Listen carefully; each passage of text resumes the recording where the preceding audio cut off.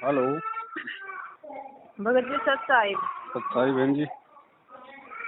भगत जी एक शंका की हुई है 2-3 दिन पहले ही। बताओ जी आप ये भी 4 तारीख में वो आपने शंका समाधान करा था ना गुरु जी का, कोई कबीर के रूप में वो अलग है वो अलग है। तो हमने जहाँ दरबार लगा रखा है हमारे पास दो तस्वीर तो वैसी है। अच्छा। जैसे कबीर जी के और गुरु जी की एक साथ है ना वो इकट्ठी, और एक वैसी है जैसे गुरु जी के 5वें हैं गुरु जी के। तो ये ठीक है दरबार में? देखो बहन जी, बात ऐसी है, हमने गुरु और गोविंद यानी जो फोटो हम देखते हैं दाढ़ी मूछ वाली, हाँ, और जो फोटो हम अपने गुरु जी की देख रहे हैं, हाँ, हमने दोनों को एक ही मानना है। अगर हम दोनों को हम अलग अलग मानेंगे तो दिक्कत है। अगर हमने उनको एक मान लिया कि ये वही कबीर परमात्मा है जो 650 साल पहले आया था, तो उसके बाद अगर हमने एक मान लिया और गुरु जी को ही यदि हमने कबीर परमात्मा मान लिया, तो दूसरी फोटो को रखने का कोई मतलब ही नहीं हमारे घर में। और फिर भी मान लो अगर किसी मजबूरीवश रखी है, हम उसको नहीं ऐसे वो कर सकते कहीं पे, तो कोई बात नहीं, वो रखी रहेगी। हमारे भाव नहीं होने चाहिए उसमें, फोटो में हमारे भाव केवल अपने गुरुदेव में होने चाहिए। मैं अपनी बताऊंगी अब। वो भाई पवन भगत जी, जब मैं हिसार गई थी तारीख पे 2 बार गई थी मैं, है ना। तो मतलब मेरे टाइम तो याद ना, मतलब हो गया होगा 2.5-3 साल तो पहले ही काफी, जब तो मैंने अपने बच्चों की शादी भी ना कर दी शायद। तो जेल नंबर 2 के सामने एक कबीर जी का बहुत बड़ा वो आश्रम से बनाया हुआ है, चिनाई चल रही थी। अच्छा। तो कबीर जी की बहुत बड़ी छत पर ना एक तस्वीर लगा रखी थी। तो हमने देखे भाई के सोचे भाई, हमने गुरु जी का जब तक मेरे को इतना सत्संग भी ना सुनने मिला था, सच बात तो ये है। मैंने बस वो भक्ति सौदागर पढ़ी थी और ये टीवी पर सत्संग सुना था ना, उन्हीं ने शुरू कर मैं नाम लेने चली गई थी। तो वो देखे तो हमने देखी भाई कबीर जी के यो है, तो ये कबीर जी का बनवा रहा है ये संग भगत लोग। तो हम उसके अंदर चले गए, देखा तो क्या वहाँ पर चिनाई भी चल रही थी और एक बड़ा सा हॉल में फिर दूसरी भी ऐसी तस्वीर रख रखी थी। तो उन्हें कह रहे थे भाई प्रणाम करो, ऐसे 2-3 बंदे भी थे वहाँ। तो गुरु जी हमने वहाँ 100 रुपया भी, मेरे लड़का गया था साथ, उसने डाले थे 100 रुपया। और हमने भी फिर उस कबीर वाले परमात्मा को भी हमने प्रणाम कर दिया जैसे जो आप बता रहे हो। तो अभी हमने आपकी वो सुनी तो हमें ऐसा मेरे को महसूस आया कि भाई हम तो ठगे से गए। हाँ, और फिर मैं उसका कुछ ही दिन बाद मेरे को सपना में यहीं वो कबीर वाले फोटो में अपने घर में घूमते हुए भी दिखे थे कबीर वाले। हाँ, तो जहाँ आशा तहाँ भाषा हुई, मन कर्म वचन सुमरियो हुई। और फिर जैसे हमने कमरा में तो ये लगा रखा दरबार, और बरामदा में जैसे बड़े से गद्दी से बिछा कर गद्दा वद्दा से सफेद कपड़ा पे उस पर भी बैठे हैं, और भैया ऐसे सत्संग से कर रहे हैं। तो ऐसे, और मेरी ये माला है, हम जब स्मरण करते हुए मैं खाट का पाया पे टाक दूँ, है ना, जब नींद आने लगे। तो ऐसे तो कह रहे तुम्हारी माला तो पाया पे नहीं टकी रहे, और तुम के भक्ति करो, ऐसे वैसे मतलब मेरे को ध्यान दूँ। तो भगत जी अभी इसको मेरे को क्या करना चाहिए? मेरे मतलब देखो बहन, ज्ञान आधार तो ये कहता है कि जब ये चीज हमें समझ में आ जाए, हमें गुरु और गोविंद का भेद जो है वो समझ में आ जाए, बीच की खाई अगर ज्ञान आधार से अगर मिट जाए कि गुरु गोविंद दो नहीं भाई, दो समझेगा वो दो जग में जाएगी। उसके बाद जो कबीर जी वाली जो फोटो है, जिसको हम मानते हैं कि वो कबीर भगवान की फोटो है, हालांकि वो कबीर परमात्मा का असली रूप नहीं है, क्योंकि गुरुजी ने भी साफ साफ बोल दिया कि भाई हम जो चित्र देखते हैं ये प्रभु का असली चित्र नहीं है। होंगे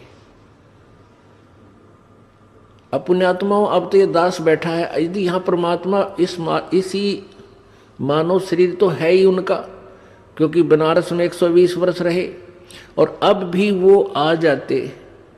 जो हम चित्र देखते हैं प्रभु का, ऐसा चित्र नहीं है। वो तो ना जाने कितने स्वरूप हैं उस मालिक के, वो किसी भी रूप में आकर के अपना ज्ञान बताता है, अपनी प्यारी आत्माओं को अपने चरणों में लगा के भक्ति करवा के सतलोक ले जाता है। अब आज हम भगवान की तलाश कर रहे हैं। और परमात्मा क्या अनमोल वस्तु है, क्या अनमोल है, कितना उसके अंदर गुण है। यदि आज हमें वो मिल जाए, आपके सामने आ जाए, तो आपकी क्या स्थिति होगी। एक बार सोचना, जो भक्त आत्माएं हैं गहराई से सोचे। अब जैसे भूखे को भोजन सामने मिल जाए और निर्धन को सामने धन की थैली नजर आवे, तो कैसी तड़फ होगी उसकी। प्यासे को पानी मिल जावे तो कैसी श्रद्धा करेगा, टूट कर पड़ेगा उसके ऊपर। धन है तो ठाकर सीने का यूं देख कर भाग लेगा, छुपा दूंगी तो इसने कोई देख ना ले। और सामने भोजन है तो ऐसी सब टूट के पड़ जाएगा, फटाफट खाएगा, अपनी जान बचाएगा। ऐसे ही हमें जब परमात्मा आज मिल जाए, आपके सामने आ जाए, क्योंकि हम उसी की तलाश में तो भटक रहे हैं, तो आपकी कैसी श्रद्धा होगी ये आप अपने अपने स्तर से सोच सकते हैं। अब वो भगवान यहां आ जाए, अरदास के स्थान पर बैठकर सत्संग करने लग जाए, क्योंकि ज्ञान तो देना ही पड़ेगा।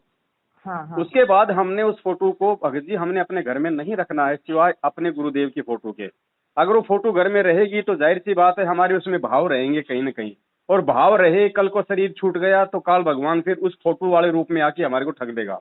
जैसे आप लोग बिना ज्ञान के, जो जेल नंबर 2 के सामने जो कबीर जो धर्मशाला बनी हुई है, आप वहां गए, आपने वहां पे दंडवत किया, फिर आपने वहां 100 रुपए डाल दिए। अब बताओ 100 रुपए कहाँ गए? वो उस खटीक समाज के पास गए, क्योंकि वो खटीकों की है वो धर्मशाला। दानक समाज की है या वो खटीक समाज की है, तो वो 100 रुपए कहाँ गए? वो 100 रुपए वही लोग लेंगे जिन लोगों ने धर्मशाला बनवाई है। तो वो कौन सा भगवान को भगवान मानते हैं? वो तो उस पैसे का दुरुपयोग करेंगे। तो ऐसे तुरंत ही जब हम उस गेट से बाहर आए ना, तो मेरे अचानक से नो आई, किसी जने कोई चलता फिर तो कह रहा कि संत रामपाल जी के महाराज का ना आई, हमने जहाँ प्रणाम कराया जन यहाँ, मतलब ऐसा ही अपना ऐसे हुई मेरे। तो मैंने ये है ना बहन जी, अगर उस समय यदि आप गुरु जी को ही परमेश्वर मान लेती तो क्यों उस फोटो के आगे दंडवत करती? क्यों आप वहाँ पे 100 रुपए देती? क्यों अपने वो कर्म बिगड़ते? हाँ, और उसके बाद ही भगत जी हमारे फिर ज्यादा तो दिक्कत जल्दी हुई थी, मैं समझ तो गई थी, पर फिर दोबारा ही गए था वहाँ। देखो, अनजाने की गलती की भी परमात्मा वैसे तो माफी देते हैं, लेकिन बहन अब चाहे आग के अंदर हाथ चाहे जानबूझ के दे दो चाहे अनजाने में दे, तो हाथ तो बहन जी जलता है ना। हाँ, तो अब ध्यान रखो बहन जी। मैं अब कह रही थी, मैं ये 2 तस्वीर है, इन दरबार से हटा दें तो मतलब ऐसे। देखो, उन दोनों फोटोओं को दरबार से सहसा मान हटाओ। हमारा किसी से कोई राग द्वेष नहीं है, हमें कबीर जी की फोटो कोई मुल्की बुरी नहीं लग रही, हमारा उससे कोई ईर्ष्या नहीं है। लेकिन जब वही कबीर साक्षात आ गया, मानव जो है मतलब तो वो शरीर धारण करके, तो अब हम फोटो वाली में क्यों आस्था रखें? और एक बताऊं भगत जी, मैं इन बेटी की तो बता नहीं, मैं जब भी आरती पे बैठूं ना तो ऑटोमेटिक ध्यान ऊपर वाली तस्वीर पे जाता है, गुरु चरणों में फिर बहुत ध्यान करो ना तब आवे। हाँ, तो वो भटकारी है ना, क्योंकि उस फोटो का रूप बनाने का काल ने वरदान ले रखा है। वचन भर लो, वचन भर लिया, अकबर लिया भाई न्यो बोला जी के 4 युगों में 3 युगा में जीव थोड़े ले जाना, सतयुग, त्रेता और द्वापर, और 4था युग जब आवे कलयुग कितने ले जाइयो। बोला वह बड़ी अड़ाई तन तया, अच्छा भाई कोई बात नहीं। दूसरा ये है कि मैं आपका रूप बना सकूं, मैंने ये आज्ञा दे दो।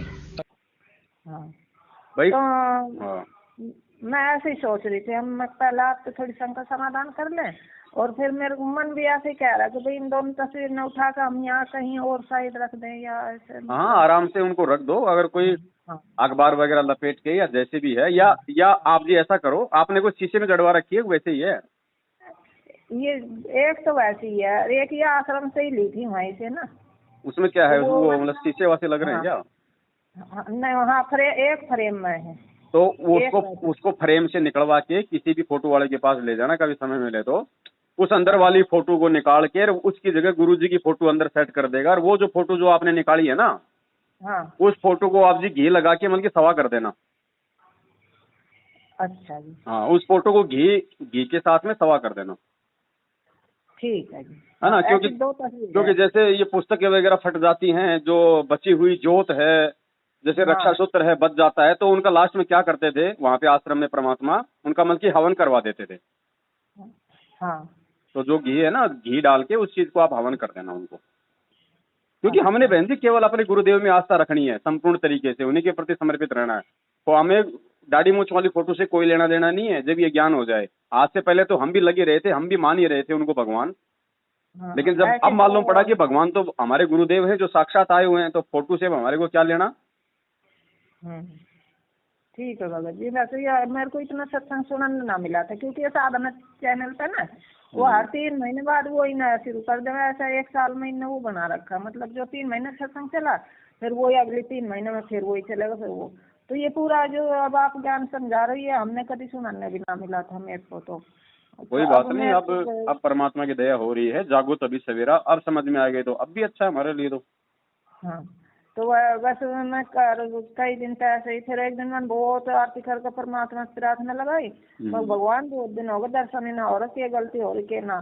तो सोती सोती को नहीं एकदम इतना तेज प्रकाश हुआ, मतलब रोजाई ना फिर दिखाई दियो। अब कल तक आपको सत्संग सुनो तो वो और भी ज्यादा दिमाग में वो आई, वो ही प्रकाश। तो इसको भ्रम को ही है वैसे इतना गुरु भाई, जब गुरुजी साक्षात हैं और गुरुजी ने बता दिया कि भी परमात्मा सहशरीर है या परमात्मा प्रकाश में है, तो परमात्मा उस आग के गोले में दर्शन क्यों देंगे। गुरुजी तो अपने रूप में दर्शन देंगे ना, जैसे लाखों भक्तों को दे रहे हैं। तो ये काल जो है ये भ्रम पैदा करेगा हमारे अंदर। और बस ऐसे ही रहा दिल, मतलब खाली खाली सा एकदम ऐसा लगा कुछ भी जाना दिल में है ही ना कोई। घनी वो सोचूं कि भाई वो भी करूँ मैं, सुमरन भी इतना अच्छा ना हो पा रहा पहले के पैसा। और ऐसे कोई बात नहीं बहन जी, गुरुजी पे आश्रित हो जाओ, परमात्मा को ही परमात्मा मान लो, उसके बाद देखो फिर भाव भी बनेंगे, श्रद्धा भी बनेगी, मन भी लगेगा, सब कुछ होगा। ठीक है। तो गुरु जी की ये 2 तस्वीर है ना जो इनमें मैं फिर वैसे ही कर दूँ जैसे आपने बताया ना। ठीक है बहन जी, सच है। तो इस प्रकार उस वीर संग भी चरणों में पड़ गया, बंदी छोड़, मैं पापी जीव था, अभी तक मैं आपको केवल गुरु मान्या मालिक। कहने लगे बंदी छोड़, तने गुरु भी ना मान्या था बिराय बताई। गुरु मान ले तो ये आपके मन में बात भी नहीं आ सके थी। गुरु और परमात्मा में कोई अंतर नहीं होता, जब तक 2 समझ कर चाला है, कबीर साहब कहते हैं, वो कुत्ते की दुनिया में जागा। गुरु परमात्मा स्वरूप समझना चाहिए, जिसने आपको वो अनमोल चीज दी, जिससे आपकी लख 84 मिटेगी। मस्तक लाग रही मारे गुरु चरण की दूर, मस्तक मारे गुरु चरण की दूर, मस्तक जब ये धूल चढ़ी मस्तक पे, जब ये धूल धूल जाओ गई दूर, मारे गुरु चरण की दूर, ईड़ा